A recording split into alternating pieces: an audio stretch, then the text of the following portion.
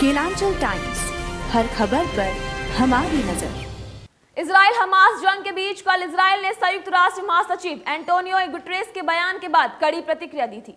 यहां तक कि इजराइल ने एंटोनियो गुटेरेस से इस्तीफा तक मांग लिया। इसी के बाद गुटेरेस ने अपने बयान को लेकर हंगामे के बीच बुधवार को अपनी टिप्पणियों की गलत व्याख्या किए जाने पर हैरानी व्यक्त की और कहा कि उन्होंने हमास के आतंकी कृत्यों को उचित नहीं ठहराया। गुटेरेस ने संवाददाताओं से कहा, मैं सुरक्षा परिषद में कल दिए गए मेरे कुछ बयानों की गलत व्याख्या से हैरान हूं। ऐसा दिखाया गया है कि मैं हमास के आतंकी कृत्य को उचित ठहरा रहा हूं।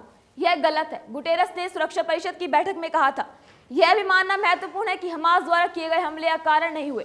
फिलिस्तीन के लोगों को 56 वर्षों से घुटन भरे कब्जे का सामना करना पड़ रहा है। गुटेरेस ने कहा था, उन्होंने अपनी जमीन को लगातार बस्तियों द्वारा हड़पते और हिंसा से ग्रस्त होते देखा है। उनकी अर्थव्यवस्था चरमरा गई है, उनके लोग विस्थापित हो गए हैं, उनके घर ध्वस्त कर दिए गए हैं। अपनी दुर्दशा के राजनीतिक समाधान की उनकी उम्मीदें खत्म हो गई हैं।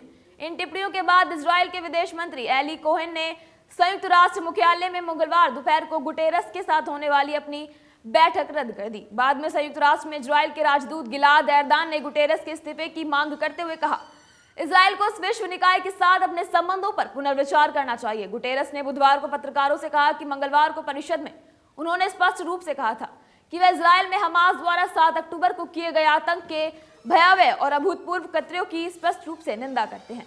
गुटेरेस ने परिषद में की गई टिप्पणी को दोहराते हुए कहा, नागरिकों की जानबूझकर हत्या, घायल करने और अपहरण या नागरिक ठिकानों के खिलाफ रॉकेट हमलों को कतई उचित नहीं ठहराया जा सकता। केलांचल टाइम्स, हर खबर पर हमारी नजर।